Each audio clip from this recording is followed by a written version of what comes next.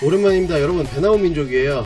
실제로 저를 영상으로 이렇게 보시는 거는 아마 처음이라고 생각이 되실 텐데, 오늘 처음으로 실내에서 찍어 봤습니다. 오늘은 약 1년간 해온 쿠팡이츠에 대한 정리 영상을 올려드릴 건데요. 이제까지 올린 제 영상들은 쿠팡이츠에 대해서 전체적인 이야기를 했지 단점만 모아놓은 영상이 없었고, 단점만 궁금해하시는 많은 분들에게 도움이 되고자 오늘의 영상은 쿠팡이츠 단점 총 집합입니다.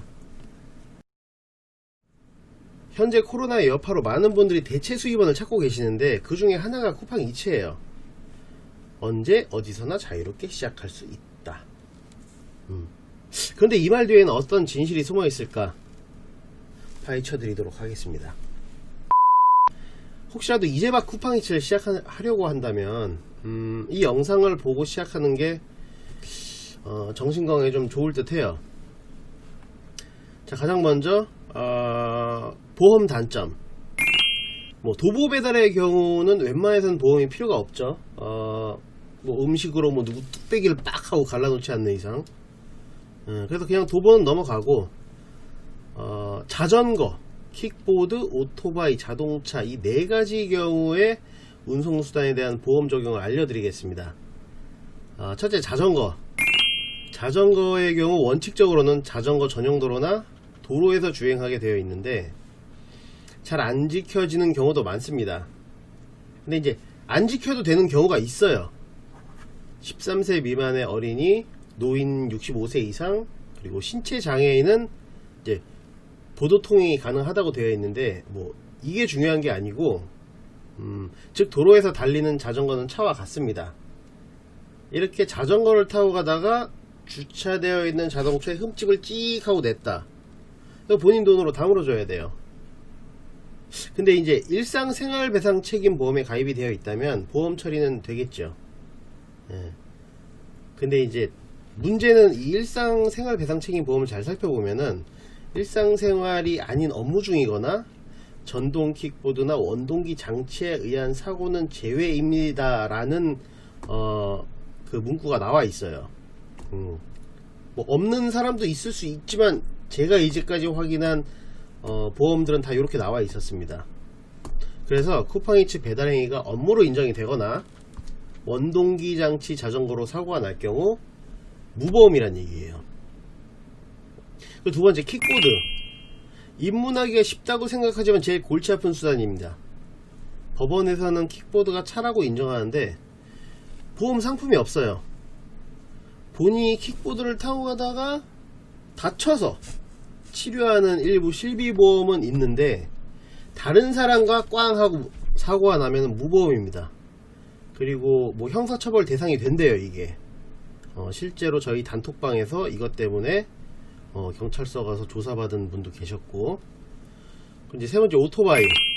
오토바이는 출퇴근 책임보험만 가입하면 무보험은 아니라고 합니다. 근데 이제 배달 행위 중에 사고가 날 경우 약관에 의해 보험사 면책이기에 어려운 말 좀 해놨는데 무보험과 같아요. 오토바이는 유상 책임 또는 유상 종합보험 상품을 가입해야 배달 시 보험 적용이 됩니다.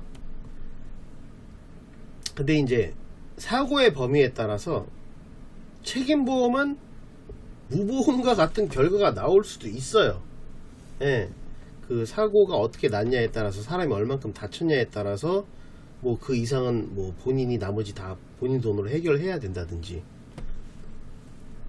그리고 마지막 네 번째, 차량.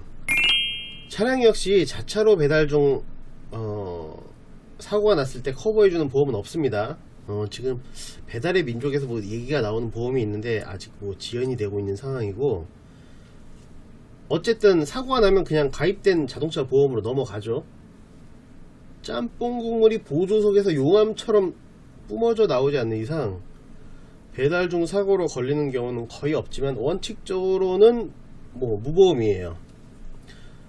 그래서 이 보험 관련해서 최종 결론은 오토바이로 유상보험을 들지 않은 쿠리어는 모두 무보험이란 이야기입니다. 몇 푼 벌려다 몇 천이 깨지는 상황이 언제든지 올 수 있어요. 아까도 말씀드렸지만 실제로 카페나 단톡방에서는 사고 나서 천 단위 합의금 나온 부분에 대한 뭐 부분에 대해서 선배님들 뭐 조언을 구합니다 하는 이런 글이 올라오는데, 예, 그럴 시간 그냥 변호사 구해야 할 거예요. 그리고 고객센터 단점.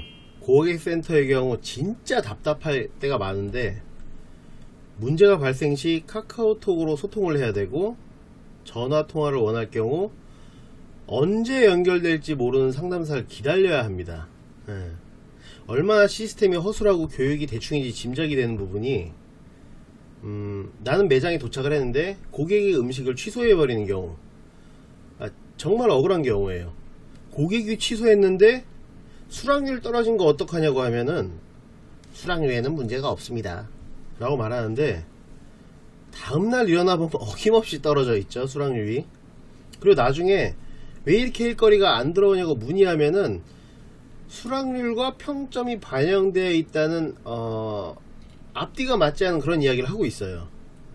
아니, 요즘에 어떤 세상입니까? 대리운전도 앞뒤 번호는 맞는 세상이에요. 아닌 것도 있구나. 그리고 특수지역 배달, 즉 대학교나 관공서의 경우 핀 위치 오류 문제. 저번 영상에서 어뷰징을 설명할 때 배달 핀 위치에서 벗어난 상태에서 배달 완료를 누를 때 배달 완료율이 하락하게 된다고 말씀을 드렸죠. 해당 부분에 대한 문의를 하면 문체만 그냥 한글로 된 이해할 수 없는 답변이 돌아옵니다. 예. 소통 안 되는 고객센터의 대응과 시스템 문제. 물론 옛날에 비해서 개선은 됐어요. 근데 이제 100점 만점 중에 20점 개선된 거는 문제가 있지만, 끌어쓰기. 우리가 이제 어릴 때 학교 다닐 때 보면은 받아쓰기라는 걸 해봤는데, 쿠팡에서는 좀 더 수준 높은 교육인 끌어쓰기를 하는 듯 합니다. 이게 무슨 말이냐면은 특정 지역의 금액을 쫙 올려놓고 라이더가 거기에 몰리면은 옆 동네에서 그냥 끌어다가 씁니다. 뭐 비슷한 예로 A카드 결제일에 B카드를 끌어 써가지고 뭐 메꾸는 거랑 매우 비슷해요. 예.